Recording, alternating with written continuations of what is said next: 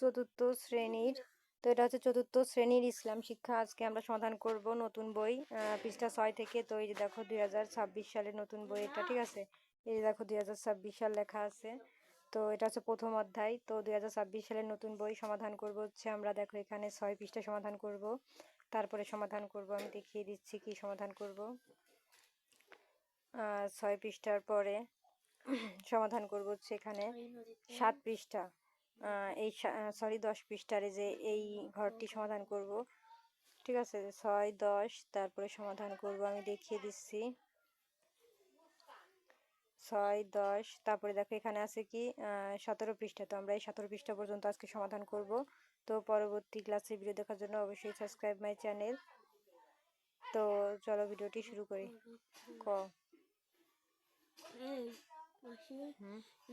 তো এখানে দন্তের নৌকার কয়েকারিকা নৌকা।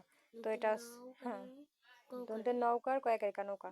তো এটা হচ্ছে 10 পৃষ্ঠা। তো চলো আমরা 6 পৃষ্ঠা থেকে ভিডিওটি শুরু করি। এই যে 7 পৃষ্ঠা, ঠিক আছে। আমরা এই সবকিছু সমাধান করবো। তো চলো এই 6 পৃষ্ঠা দেখো এখানে কি লেখা আছে।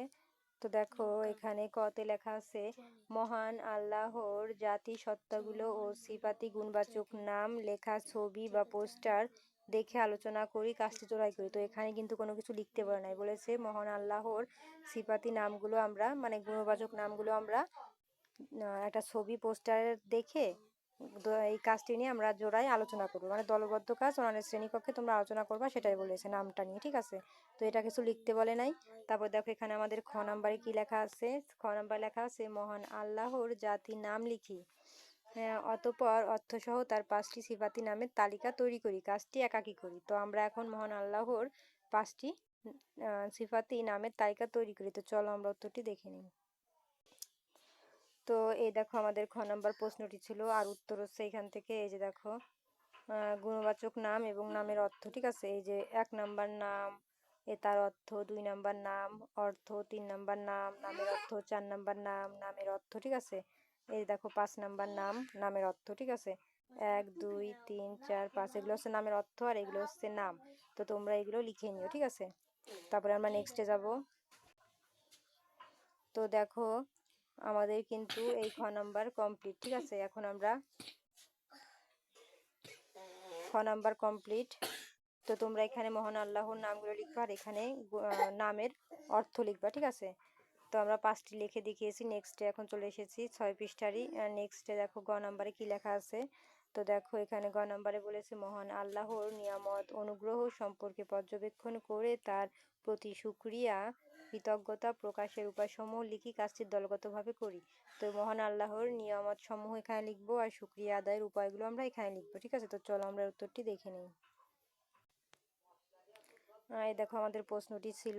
তো এখানে আমরা মহান আল্লাহর নিয়ামত সমূহ লিখবো এবং শুকরিয়া আদায়ের উপায় সমূহ এই ঘরে লিখবো। তো চলো আমরা দেখি।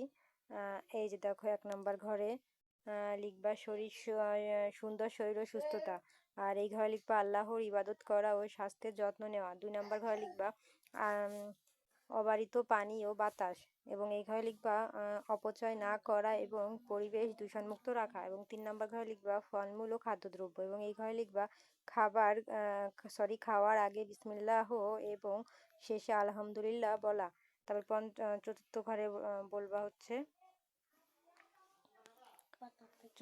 বলবা মা বাবা ও পরিবার, এবং এই ঘরে লিখবা তাদের সেবা করা ও তাদের সাথে ভালো ব্যবহার করা।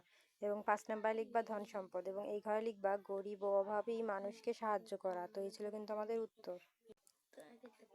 তো দেখো আমাদের কিন্তু এটা কমপ্লিট হয়ে গেছে। এখন আমরা নেক্সট পেজে চলে যাব, কি আছে।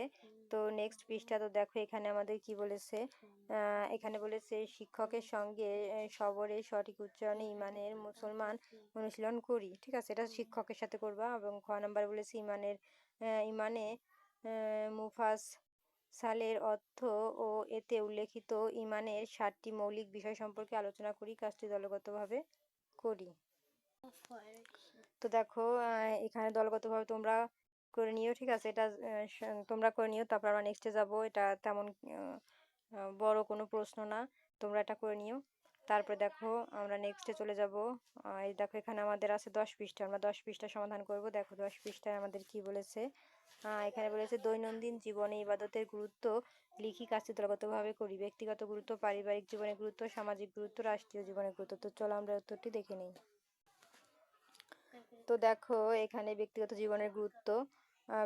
তো এখানে এই পাশে বসবে ইবাদতের মাধ্যমে মানুষের মন পবিত্র হয়, আল্লাহর প্রতি আনুগত্য বৃদ্ধি পায় এবং চারিত্রিক গুণাবলী বিকশিত হয়। এটি আত্মশুদ্ধি ও শৃঙ্খলার শিক্ষা দেয়।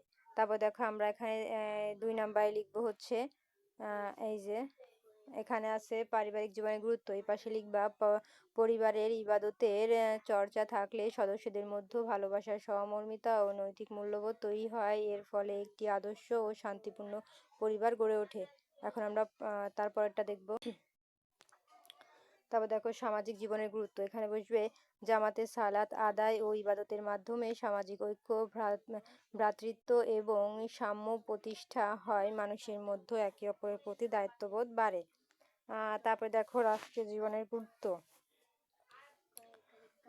এখানে বসবে ইবাদতের শিক্ষা মানুষকে ন্যায়পরায়ণ ও সৎ হতে সাহায্য করে, যা দুর্নীতিমুক্ত এবং ইনসাফপূর্ণ রাষ্ট্র ব্যবস্থা গঠনের সহায়ক ভূমিকা পালন করে। তো এই ছিল কিন্তু আমাদের সমাধান। তো আমাদের কিন্তু এগুলা কমপ্লিট হয়ে গেছে 10 পৃষ্ঠা। তারপরে এখন আমরা চলে যাব পরবর্তী পৃষ্ঠায়। তো পরবর্তী পৃষ্ঠা হচ্ছে আমাদের 17, ঠিক আছে। এখন আমরা 17 পৃষ্ঠা সমাধান করব। এই দেখো 17 পৃষ্ঠায় আমাদের ক নাম্বারে কি বলেছে। ক নাম্বার বলেছে সালাতের আহকাম ও আরকান এর তালিকা তৈরি করি, কাজটি দলগতভাবে করি। সালাতের আহকাম এবং সালাতের আরকান এই ঘরে লিখতে হবে। এখানে আছে 7টি, এখানে 6টি লিখতে হবে। তো চলো আমরা উত্তরটি দেখে নেই। তো সালাতের আহকাম শরীর পাক হওয়া, তাকবীরে তাহরিমা বলা, কাপড় পাক হওয়া, দাঁড়িয়ে নামাজ পড়া, নামাজের জায়গা পাক হওয়া, কিতাব পড়া। তারপরে সতর ঢাকা, রুকু করা, কিবলামুখী হওয়া, সেজদা করা, সময় হওয়া, শেষ বৈঠকে বসা, নিয়ত করা। তো এই ছিল সমাধান। তো দেখো আমাদের কিন্তু এটা কমপ্লিট হয়ে গেছে, ঠিক আছে। তারপর দেখো এখানে আমাদের খ নাম্বার কি বলেছে, শিক্ষককে দেখে অথবা ছবি বা ভিডিও দেখার মাধ্যমে সঠিক নিয়মে সালাতের অনুশীলন করি, কাজটা একা কি করি। তো দেখো এটা হচ্ছে ভিডিও কলের মাধ্যমে সালাতের অনুশীলন করতে বলেছে শিক্ষককে দেখে অথবা ছবি বা মিডিয়া দেখার মাধ্যমে, ঠিক আছে। তো এটা লিখতে পারে নাই। তো আজকের মতন এই পর্যন্তই। পরবর্তীতে এই পরবর্তী পেজে থেকে শুরু করব ভিডিও, যেমন এখানে 17 পৃষ্ঠা শেষ। তো পরবর্তীতে দেখো কত পৃষ্ঠা আছে আমাদের। এটা অনেক পরে আছে মনে হয়। এই তো এই যে 25 পৃষ্ঠার ভিডিও দেখার জন্য এবং 24 পৃষ্ঠার ভিডিও দেখার জন্য অবশ্যই সাবস্ক্রাইব মাই চ্যানেল, ঠিক আছে। আর কোনো কিছু বলার থাকলে কমেন্টে বলো। আর আমার সাথে যোগাযোগ করতে চাইলে আমার ইউটিউবের বায়োতে আমার ফেসবুক আইডি লিঙ্ক দেওয়া আছে। আইডিতে গিয়ে মেসেঞ্জারে ফেসবুকে রিকোয়েস্ট দিয়ে মেসেঞ্জারে সরাসরি কথা বলতে পারো। তো এটা আমার নতুন চ্যানেল, সবাই সাবস্ক্রাইব করে দিও। আমার আরও একটি চ্যানেল আছে, ওটা বড় চ্যানেল, এটা নতুন চ্যানেল, সবাই সাবস্ক্রাইব করে দিও। ধন্যবাদ।